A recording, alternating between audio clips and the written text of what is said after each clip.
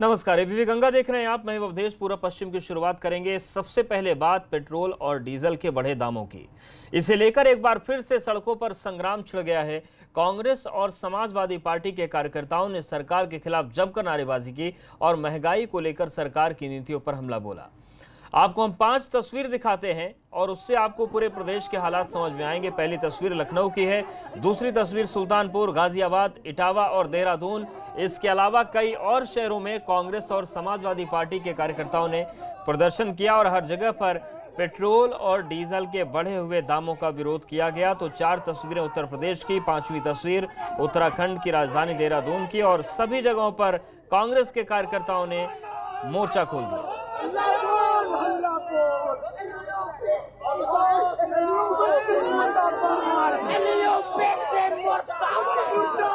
लगातार 21 दिन से पेट्रोल और डीजल के दाम में बढ़ोतरी चल रही है। 5 पैसे, 10 पैसे, 15 पैसे रोज दाम बढ़ रहे हैं और देखते ही देखते कई जगहों पर देश में पेट्रोल 90 रुपए तक पार कर गया है और इसी को लेकर विरोध हो रहा है। और इस वक्त की बड़ी खबर, शाम 6 बजे सीएम आवास पर शिक्षा विभाग की बैठक होगी। सीएम योगी ने शिक्षा विभाग की बैठक बुलाई है और उच्च माध्यमिक बेसिक प्राविधिक शिक्षा विभाग की बैठक है। बैठक में विभागीय योजना की जानकारी लेंगे मुख्यमंत्री। विश्वविद्यालय की परीक्षाओं पर भी चर्चा होगी। स्कूल कॉलेज खोलने को लेकर चर्चा होगी और बैठक में पढ़ाई जारी रखने पर चर्चा होगी। पढ़ाई जारी रखने की वैकल्पिक व्यवस्था पर भी बातचीत होगी। ये इस वक्त की अहम खबर। और जिस समिति का गठन किया गया था मुख्यमंत्री की तरफ से, उस समिति ने भी रिपोर्ट दे दी है। 3 विश्वविद्यालयों की समिति बनाई थी और सूत्रों के हवाले से खबर यह भी है कि समिति ने प्रमोट करने का अपनी संस्तुति की है। हालांकि बैठक के बाद साफ होगा कि आगे क्या होना है। और शैलेश हमारे साथ जुड़ गए हैं लखनऊ से। शैलेश, ये बड़ी अहम बैठक है, क्या कुछ इसमें फैसला सामने आ सकता है? अवधेश, देखिए, निश्चित रूप से आज की जो बैठक है वो बहुत अहम है। 2 मायनों में, खास तौर से पहला यूनिवर्सिटी की होने वाली परीक्षा है और दूसरा स्कूलों का खोला जाना। देखिए, इसमें सबसे बड़ा मुद्दा है यूनिवर्सिटी की होने वाली परीक्षाएं, जिसमें एक अनुमान अगर लगाएं तो प्रदेश भर में करीब 50 लाख छात्र छात्राएं हैं, सभी विश्वविद्यालय और डिग्री कॉलेजों में मिलाकर। तो इनको लेकर ये मंथन चल रहा है कि परीक्षाएं कराई जाए या नहीं कराई जाए, क्योंकि लगातार चाहे छात्र हों चाहे शिक्षक संगठन हो, ये सभी लोग परीक्षाओं का विरोध कर रहे हैं और मांग की जा रही है कि सभी को प्रमोट कर दिया जाए।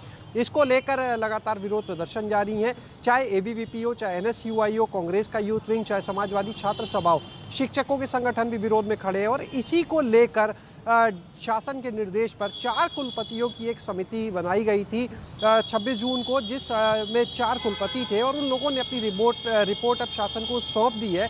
और इस रिपोर्ट में अगर सूत्रों की माने तो कुलपतियों ने भी यही कहा है कि जो वर्तमान कोरोना को लेकर हालात है, इनमें इतने सारे छात्र छात्राओं की परीक्षाएं कराना उचित नहीं होगा, क्योंकि ये कहीं ना कहीं ट्रैवल करेंगे एक जगह से दूसरी जगह जाने के लिए, फिर हॉस्टल में रुकने वाले छात्र, उसके बाद परीक्षा के लिए इनका आना, तो ऐसे में संक्रमण के फैलने का खतरा हो सकता है।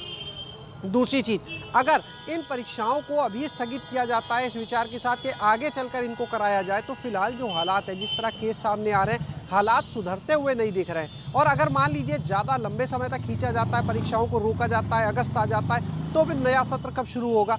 तो ये तर्क है समिति के सूत्रों की माने। और तमाम चीजें अब देखने वाली बात होगी। शैलेश, क्या कुछ फैसला होता है, अपडेट्स आपसे लेंगे। शुक्रिया फिलहाल के लिए। सीएम योगी आदित्यनाथ का अफसरों को निर्देश आया है। स्वच्छता मामले में प्रभावी कार्रवाई करने के आदेश दिए गए हैं। बरसात में संचारी रोगों की रोकथाम को लेकर निर्देश जारी किया गया और प्रदेश में स्वच्छता अभियान चलाया जाए, ये भी मुख्यमंत्री ने आदेश दिए हैं। प्रदेश में कोरोना के ज्यादा से ज्यादा टेस्ट हो, ये भी सीएम ने कहा। संचारी रोग नियंत्रण अभियान की तैयारियों की समीक्षा भी मुख्यमंत्री ने की है। तो ये इस वक्त की अहम खबर, खासतौर से स्वच्छता पर मुख्यमंत्री ने फोकस किया और इसके साथ ही साथ स्वच्छता के मामले में प्रभावी कार्रवाई के आदेश मुख्यमंत्री ने दिए हैं। बरसात में संचारी रोगों के रोकथाम को लेकर भी खास निर्देश मुख्यमंत्री की तरफ से अफसरों को सौंपा गया। प्रदेश में स्वच्छता अभियान सरकार चलाएगी। प्रदेश में कोरोना के ज्यादा से ज्यादा टेस्ट सुनिश्चित किए जाएं, ये भी मुख्यमंत्री ने अफसरों को निर्देश दिए। और ब्यूरो चीफ वीरेश पांडे हमारे साथ जुड़ गए हैं। वीरेश, जिस तरीके से पूरी समीक्षा बैठक हुई है, क्या कुछ अहम निर्देश दिए गए हैं और खासतौर से आने वाली कई चुनौतियां हैं उस पर भी चर्चा शुरू हो गई है?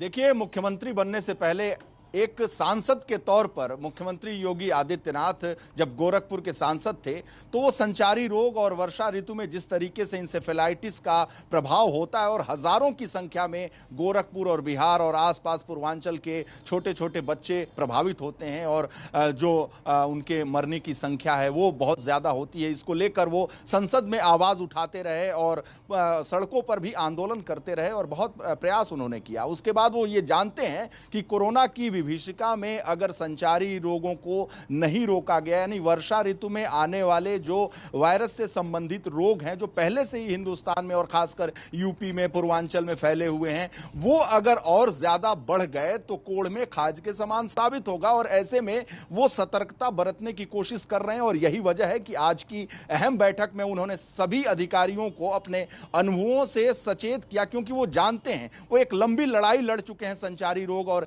इंसेफेलाइटिस को लेकर। और एक गोरखपुर मॉडल पूरे देश में फेमस हुआ जिस तरीके से मुख्यमंत्री बनने के बाद उन्होंने कोशिश की। जब बिहार के मुजफ्फरपुर में संचारी रोग यानी इंसेफेलाइटिस ने पूरे इलाके को अपने कब्जे में ले लिया और गोरखपुर में नियंत्रण स्थापित किया गया, उस पर अगर हम पूरे देश में कहें तो गोरखपुर मॉडल की चर्चा हुई। तो मुख्यमंत्री को पूरी तरीके से पता है कि संचारी रोग, इंसेफेलाइटिस और वर्षा ऋतु से संबंधित क्या क्या वायरस फैलते हैं और किस तरह की बीमारियां आती हैं। इसलिए मुख्यमंत्री ने अपने अनुभवों से सारे अधिकारियों को सचेत किया और कहा कि स्वच्छता अभियान का अभी से काम शुरू कर दिया जाए। और बारिश का मौसम शुरू हो गया, इसलिए खासकर मेरठ मंडल, नोएडा और गाजियाबाद जिलों को लेकर और तमाम ऐसे जो जिले हैं जो कोरोना से ज्यादातर प्रभावित हैं, ऐसे में अगर वर्षा ऋतु से संबंधित संचारी रोग, इंसेफेलाइटिस का प्रभाव बढ़ता है तो सरकार के लिए बेहद मुश्किल होगी। और शायद इसीलिए पहले से जो तैयारियां हैं वो की जाएं तो ये दिक्कतें काफी हद तक कम हो सकती हैं। शुक्रिया आपका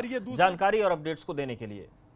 कांग्रेस की राष्ट्रीय महासचिव प्रियंका गांधी इन दिनों अपने ट्वीट से यूपी के प्रशासनिक हलकों में हलचल मचा रही हैं। पहले आगरा और अब अलीगढ़ के पोस्टमार्टम हाउस की बदहाली को लेकर उन्होंने सवाल उठाया। इसके बाद वहां पर प्रशासन हरकत में आया और फिर प्रशासन ने क्या कहा, इस रिपोर्ट में देखिए।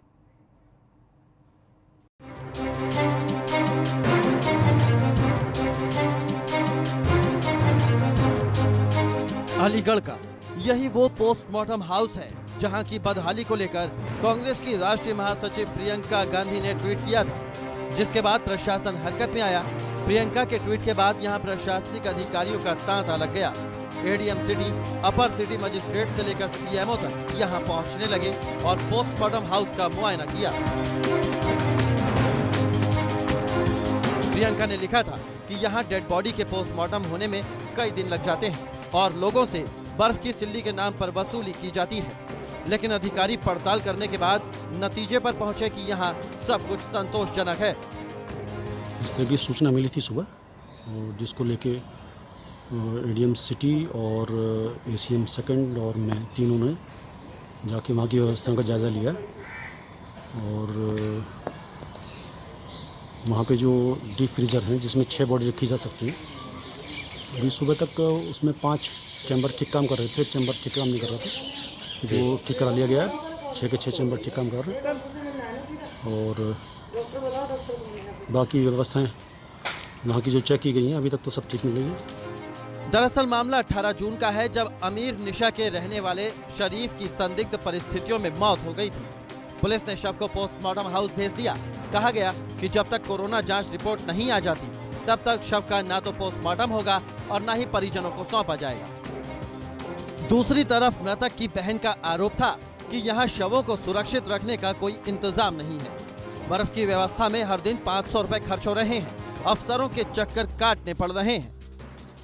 वो वहाँ पे था, वो अब्दुल्ला नर्सरी पे, उसकी कोई ऐसा बीमार नहीं था। वो उधर थोड़ा बहुत वो हुआ, किसी ने करके वहाँ को बुला के गाड़ी उसको भेज दिया। भैया वह उसको मलकान सिंह में 4 बजे ले गए, 11 बजे उसको कह दी कि हम लोगों को फोन कर खत्म हो गया।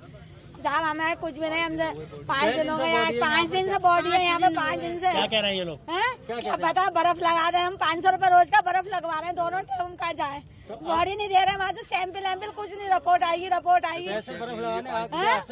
हाँ हम दे रहे पैसे। दूसरी तरफ पोस्टमार्टम हाउस के प्रभारी भी विवशता जाहिर कर चुके थे कि हर दिन औसतन 10 से 11 शव आ रहे हैं, लेकिन यहाँ 2 ही डीप फ्रीजर हैं जिनकी क्षमता महज 6 शवों को सुरक्षित रखने की है। डे का एवरेज लगभग 10-11 PM पोस्टमार्टम का हो रहा है। क्या रखरखाव के इंतजाम कर रखे हैं आप लोग? रखरखाव के लिए डिफ्यूजर सब व्यवस्था हो रखी है। 6 बॉडी का डिफ्यूजर हमारे यहाँ, जो करीब अभी फिलहाल खराब हो गए थे, लेकिन कल 5 बॉडी का चैम्बर चालू हो गया है। जब डिफ्यूजर खराब हो जाता है तो बर्फ रखना आवश्यक होता है, क्योंकि बॉडी को ठंडा रखना जरूरी होता है। तो क्या डिकम्पोजिशन हो। पोस्टमार्टम हाउस की इस बदहाली की खबर जब मीडिया में चली तो कांग्रेस नेता प्रियंका गांधी ने उत्तर प्रदेश सरकार को घेरते हुए ट्वीट किया, जिसके बाद प्रशासनिक अधिकारियों का यहां दौरा होने लगा। हालांकि अधिकारियों की नजर में यहां सब कुछ दुरुस्त है, लेकिन सवाल है कि जब पोस्टमार्टम प्रभारी खुद लाचारी जता चुके हैं तो यहां सब कुछ ठीक ठाक कैसे है।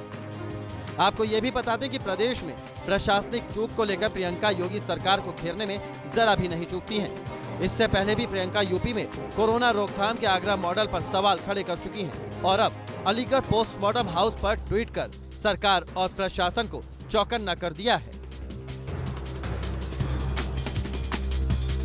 प्रदीप कुमार, अलीगढ़, ABP गंगा। और अब बात कन्नौज की करते हैं, जहां पर कोरोना काल में 102 एम्बुलेंस कर्मियों ने हड़ताल कर दी, जिसके चलते यहां पर स्वास्थ्य व्यवस्था पूरी तरीके से चरमरा गई है। एम्बुलेंस कर्मियों ने अस्पताल के अंदर एम्बुलेंस खड़ी करके चक्का जाम कर दिया। नाराज एम्बुलेंस कर्मियों का आरोप है कि कोरोना संकट में अपनी जान जोखिम में डालकर सेवा करने के बदले में उनको तनख्वाह का पूरा पैसा नहीं मिल रहा है। उन्हें महज 2 या 3 हज़ार रुपये ही मिल पा रहे हैं। हड़ताल पर गए लोगों एम्बुलेंस कर्मियों का ठेका लेने वाली कंपनी पर शोषण करने और घोटाले का भी आरोप लगाया। 102 एम्बुलेंस कर्मियों के हड़ताल पर जाने के बाद मरीजों को अस्पताल तक जाने में समस्या होने लगी है। कहना चाहता हूँ, हमारा 9 महीने से वेतन कट रहा है, हम लोगों को सैलरी दी जा रही है 2000-3000।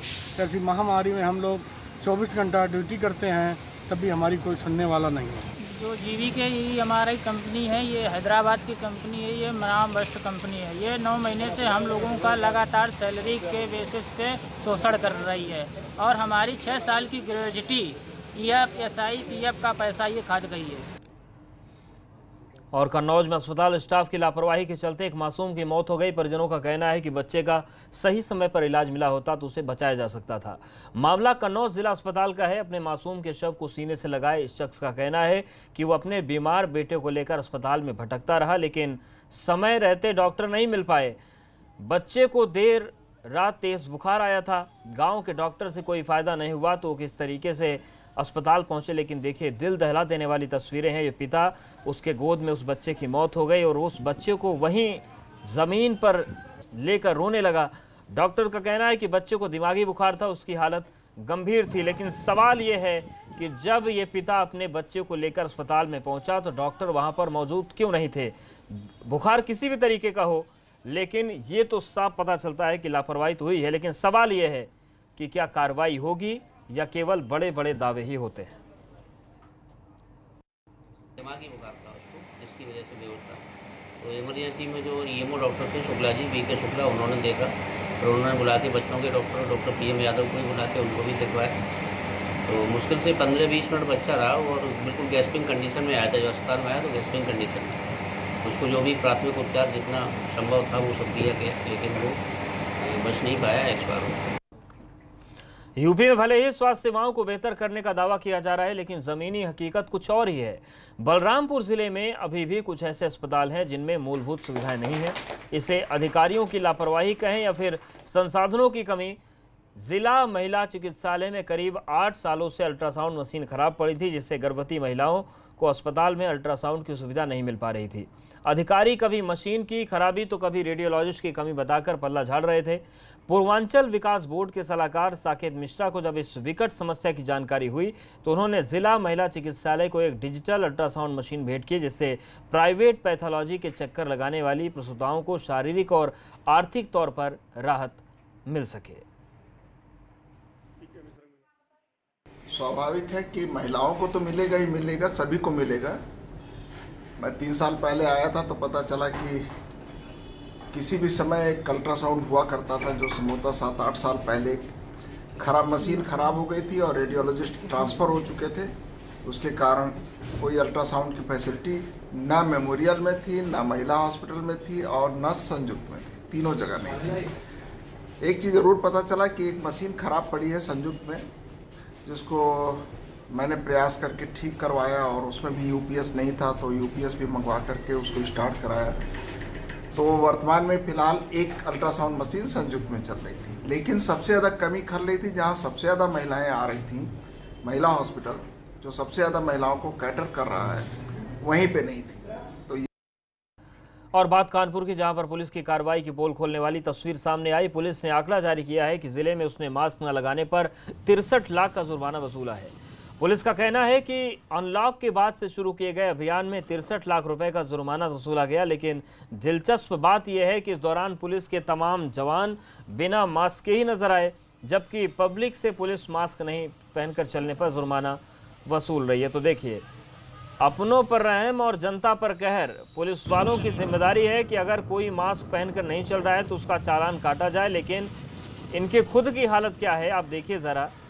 पूरी इस पुलिस की जिप्सी में किसी ने भी मास्क नहीं पहन रखा है, और सवाल यह है कि अगर आप खुद नियमों का पालन नहीं कर रहे हैं तो क्या आप दूसरों का चालान काटने का हक रखते हैं? लेकिन इस सवाल का जवाब क्या कानपुर पुलिस देगी, ये अपने आप में बड़ा सवाल है।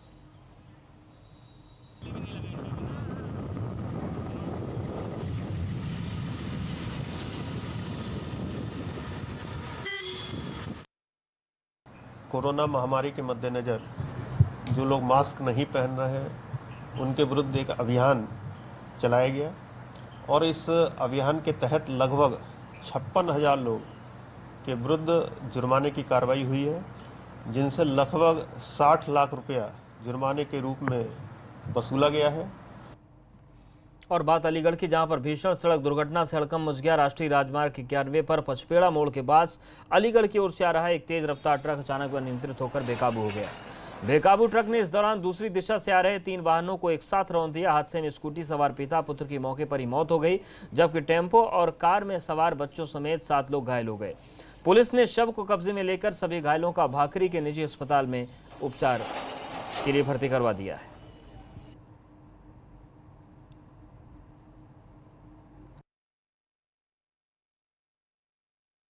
ये देखिए, ये गभाना में पचपेड़ा गांव है। ये अलीगढ़ से दिल्ली साइड को जा रहा है, ट्रक जा रहा था।